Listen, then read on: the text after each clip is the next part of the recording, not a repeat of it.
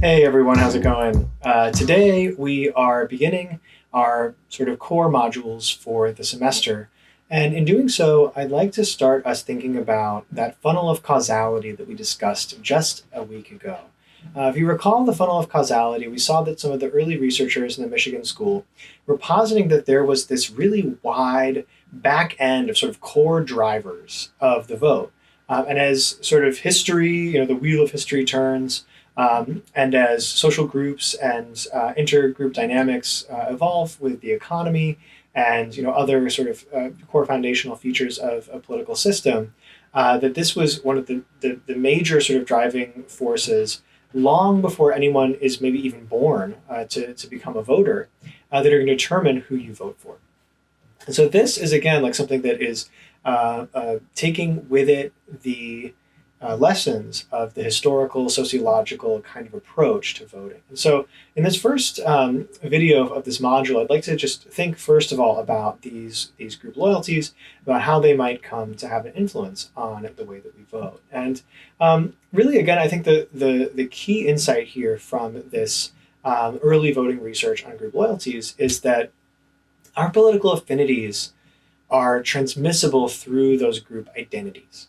And so, I can think of a wide variety of different kinds of group attachments that might help to structure our view of the world of politics. So things as diverse as your career, your gender or sexual orientation, your racial and or ethnic identity, the kind of clubs you belong to, right? Your age even, whether or not you're a retiree, all these things, these kinds of Venn diagrams of groups that we claim to belong to. These are all having an influence on the way that we interpret the landscape of politics. And so a question that I might ask is that, of course, we all know this to be true, right? We know that people in a social environment get together with like-minded people all the time to perform different functions, from the workplace to recreation to, other sort of deep kinds of felt meaning and attachment. The question that we might ask ourselves is whether or not these attachments map on to voting, or the actual behavior of voting in the aggregate. And the answer to whether or not this happens really is to think about an intermediary set of attachments that fall in between your ultimate vote choice and your sort of core group loyalties. And so that middle ground, that area of contestation, is party competition. And so the parties, two political parties, are sort of special group loyalties that are not, thought about similarly to, whether or not you think of yourself as, a professional fisherman or something, or you're a member of the NRA, or you belong to a minority group or something, right? You have some sort of felt attachment to that group. That stuff is considered to be sort of causally prior to your development of party loyalties. And so what we can say about those two parties in our two-party system is that parties are essentially big tents, right? They're places where all sorts of different social groups come together and combine forces essentially to put pressure on the political system. And if we think about other countries, that might not have a two-party system like ours, multi-party systems with PR, proportional representation systems, we might think to ourselves, wow, in those kinds of countries, when there's a large number of parties, you might have parties that represent very small tents, right? Tents that contain only small groups of people who belong to certain kinds of, group attachments. So, for example, in some Scandinavian systems, you have certain parties that are essentially devoted to promoting women's issues. You have like women's parties. You have parties that are sort of protest parties that are involved in like the pirate parties, for example. They're involved in trying to sort of reformulate some of questions related to intellectual property and things in those countries. You've got traditional worker parties. You've got all sorts of different parties with different agendas that map smaller sort of group circles into them. But in our system, of course, we've got these two gigantic parties where a lot of different group identities are combining to sort of form parts of these big tents. And so people have different salient identities, and depending on which of those identities are the most politically relevant, that's going to have a big influence on whether or not they come to adopt one of those party labels or the other. And so it's not a one-to-one process, though, right? This is a complicated process that I think is continuing to be deserving of incredible volume of study. So the other thing about these group loyalties is that because they're so proximately related to our identities, these identities that we hold to be very important to us, the core sort of labels that we give to ourselves that help give us meaning in our social world, these attachments are really sticky, which means that we're unlikely to put them on and take them off like hats, right? We say, okay, this is part of who I am. It's not likely for me to change my mind about this. And as a corollary, as a consequence, because these big tents that are the party systems contain many of these different groups, as we develop those group loyalties, we also tend to develop very sticky political party attachments. And so there's some consequence to this. This idea that once you have a partisan identity, it's very unlikely that you end up changing that partisan identity. For example, Berelson, Lazarus Feldman, and McPhee saw that these loyalties meant that, according to their studies in the 1950s, campaigns seemed to do pretty much nothing. Because way before the campaign started, you knew which party you liked better. And at that point, I mean, you could show somebody 100 ads trying to convince them to do the opposite, but it's not going to have any effect.